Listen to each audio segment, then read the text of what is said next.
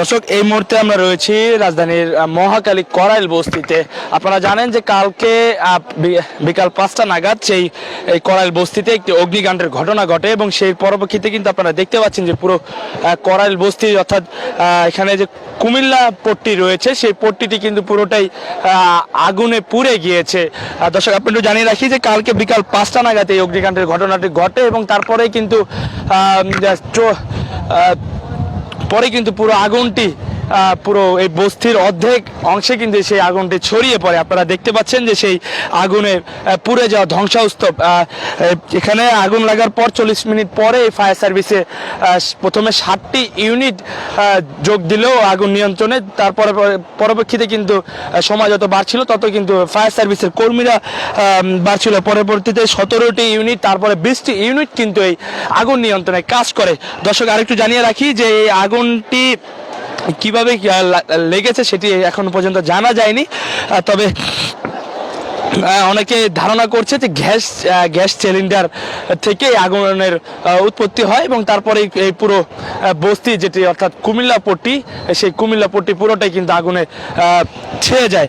দর্শক, আরেকটু জানিয়ে রাখি যে এখানে কিন্তু গ্যাসের লাইন নেওয়া হয়নি, অর্থাৎ সেখানে কিন্তু যে বাসাবাড়িগুলো রয়েছে সেখানে কিন্তু ম্যাক্সিমাম বাসাবাড়িতেই গ্যাস সিলিন্ডার ইউজ করা হতো। সেই গ্যাস সিলিন্ডারগুলোতেও কিন্তু আরও আগুনের তীব্রতা বাড়ছে।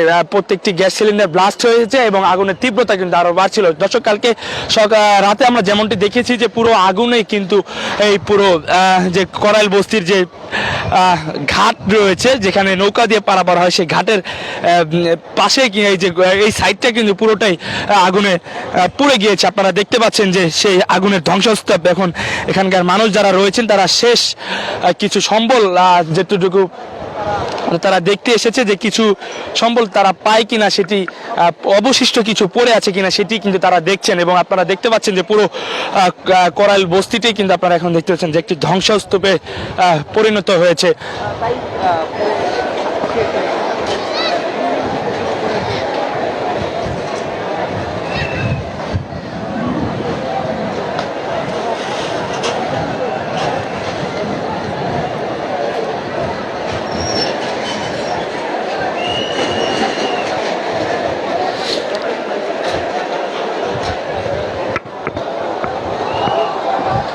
দর্শক, আরেকটু আপনাদেরকে জানিয়ে রাখতে চাই যে এখানে কিন্তু শ্রমজীবী মানুষ, খেটে খাওয়া মানুষের বসবাস কিন্তু এখানে ছিল।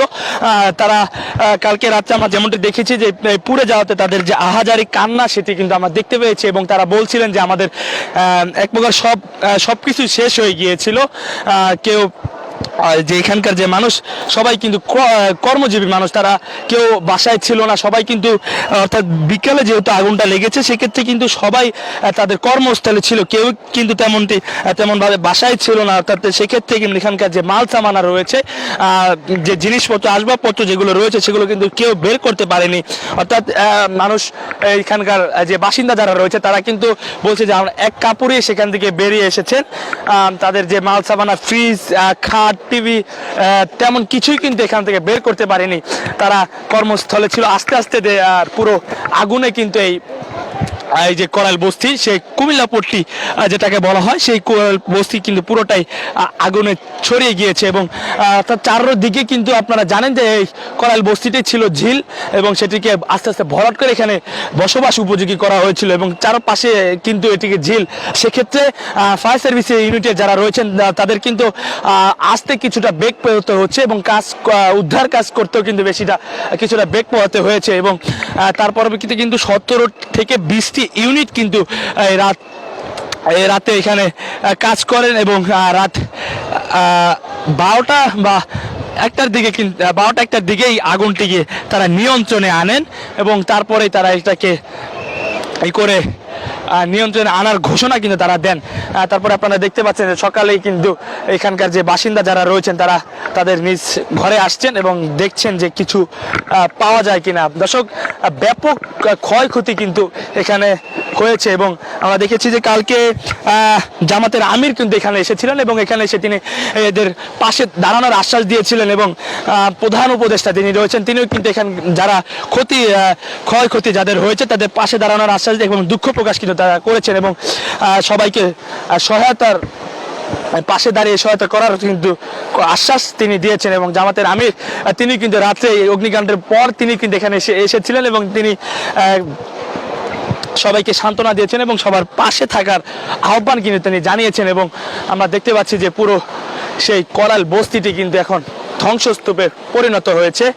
যেমনটা আমরা দেখেছিলাম যে গাজায় যেরকম ধ্বংসস্তূপে পরিণত হয়েছে, সেরকমই বাংলাদেশে কিন্তু একটি এই রাজধানীর মহাখালীর এই করাইল বস্তি কিন্তু একটি গাজার মতো কিন্তু একটি ধ্বংসস্তূপে কিন্তু এই মুহূর্তে পরিণত হয়েছে। আমরা দেখতে পাচ্ছি যে এখানে কিন্তু আইন শৃঙ্খলা বাহিনীও রয়েছে, রাতে সেনাবাহিনী ছিল ব্যাপক।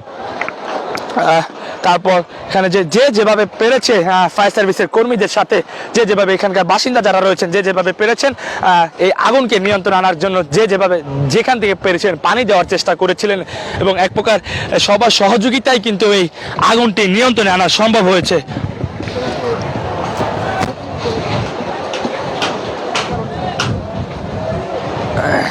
এবং আমরা দেখেছি যে এখানে কিছু ভলেন্টিয়ার এবং অন্যান্য যে ফায়ার সার্ভিসের কর্মী তাদের সাথে কিন্তু ভলেন্টিয়ার এখানে কাজ করছেন এবং তাদেরকে সহায়তা করার চেষ্টা করছেন।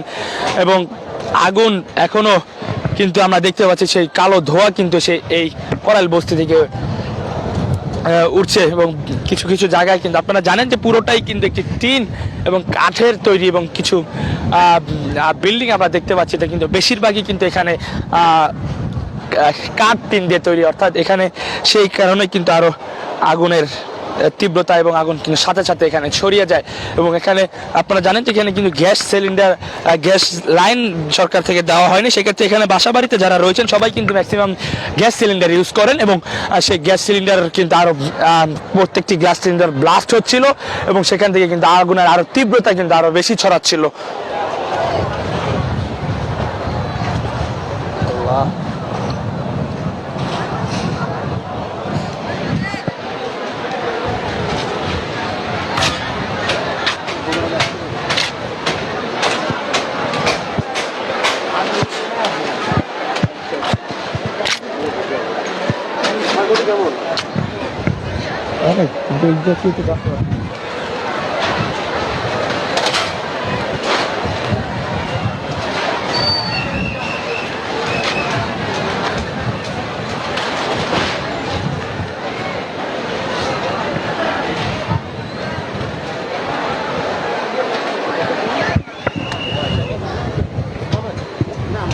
এটা সরাই নেন না তাহলে তো।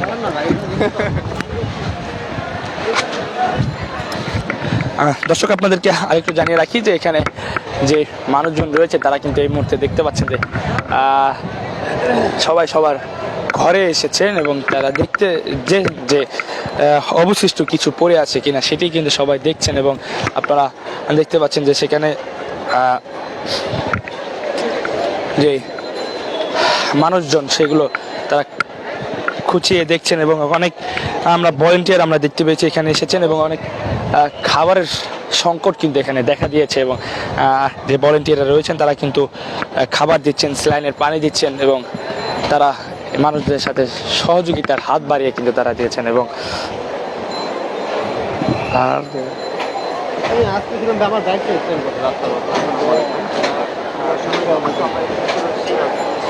আল্লাহ রহমত করলে কিছু হয় না, বাইকের অবস্থা খারাপ। পাঠাওতে দুইটা ব্যাগ লাগছে ভাই পাঠাওতে। হ্যাঁ আপনি ব্যথা পেয়েছেন?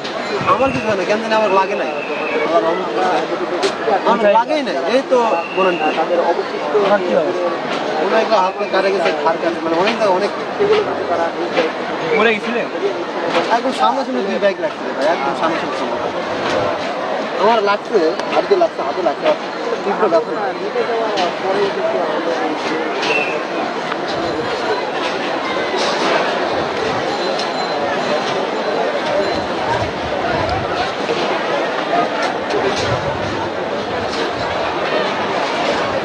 আমি কখন লাগছে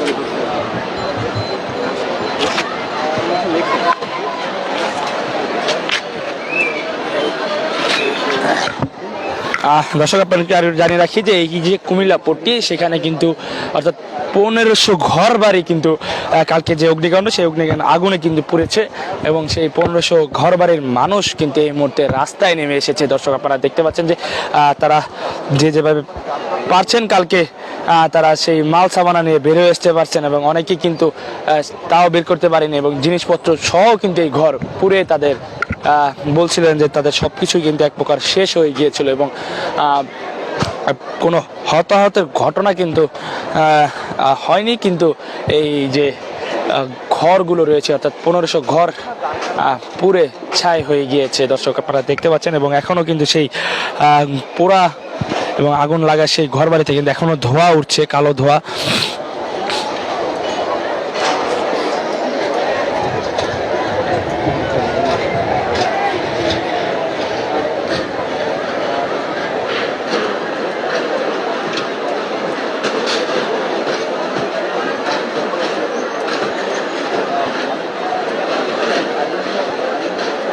এখানে এত মানুষের ভিড় করার মতো